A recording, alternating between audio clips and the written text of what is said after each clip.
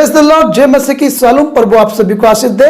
आज का जो विषय है कि परमेश्वर भविष्यता को क्यों खड़ा करता था।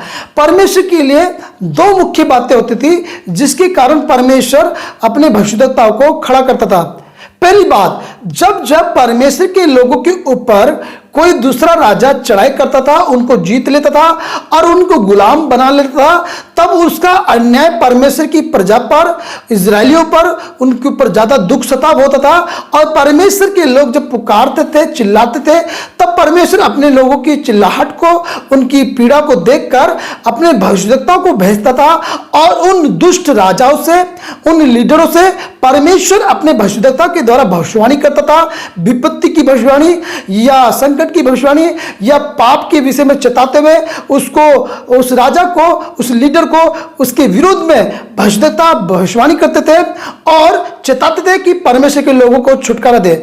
और ये भविष्यवक्ता परमेश्वर के लोगों को लिए छुटकारा कारण बनते थे।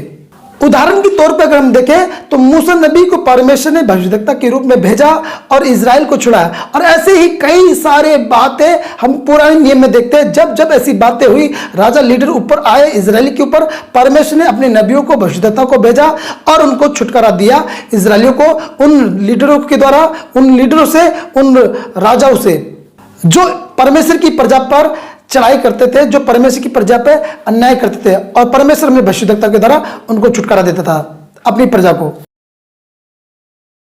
और दूसरी मुख्य बात यह होती थी परमेश्वर की भविष्यवक्ता को खड़ा करने की, भेजने की, कि जब जब परमेश्वर के लोग अब मन खुमार भर जाता था, जब वो पाप का जीवन शैली जीते थे, दूसरे अन्य देवी देवताओं के पीछे भाग जाते थे और परमेश्वर की उपासना नहीं करते थे, इस कारण परमेश्वर या वो पाप में अपना जीवन शैली बिता रहे होते थे, तब परमेश्वर अपने भविष्यवक्ता को भेजता था इजरायलियों के पास, उनके मन को फिरा के लौटा लाने के लिए परमेश्वर की ओर।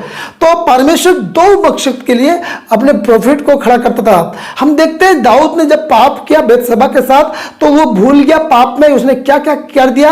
उसने उरिया को मरवा डाला, बेतशबा को रख लिया, परंतु उस पाप से वो अनजान है। तब परमेश्वर ने भविष्यवक्ता नातान को भेजा और एक दृष्टांत के द्वारा, एक बकरी के दृष्टांत के द्वारा धनी और गरीब की भेड़ के बारे में उसने एक कहानी बताई और जिसके कारण दाऊद के मन को भविष्यवक्ता ने परमेश्वर की ओर ले आया।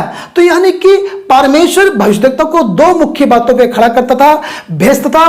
पहली बात थी कि जब जब इजरायली के ऊपर या परमेश्वर के लोगों के ऊपर कोई अन्याय राजा दुष्टता के साथ व्यवहार करता था, तो उसके विरोध में परमेश्वर अपने भविष्यवक्ता को भेजता था और वो भविष्यवाणी करते थे। और वो विपत्ति की हो सकती थी, वो चेतावनी की हो सकती थी, और जिसके कारण परमेश्वर अपनी प्रजा को, अपने लोगों को उन राजा, उन लीडरों के हाथों से छुड़ा ले देता था। दूसरी मुख्य बात यह होती थी कि परमेश्वर के लोग जब परमेश्वर के विरोध में पाप करते थे और अपना चाल चलन बिगाड़ लेते थे, तब उनके चाल चलन को सुधारने के लिए, परमेश्वर की ओर लाने के लिए, उनके मन को लौटा लाने के लिए, परमेश्वर की ओर फेर लाने के लिए परमेश्वर अपने भविष्यवक्ता को भेजता था। तब वो भविष्यवाणी करते थे प्रजा के लिए और वो ऐसी बातें बताते थे जिसके कारण या उस विपत्ति के कारण परमेश्वर के लोग प्रभु की ओर मन फिरा के, पश्चाताप करके प्रभु के सम्मुख आ जाते थे। सो मैं विश्वास करता हूं आज के वचन के द्वारा आप सबने आशीष पाई होगी। जय मसीह की।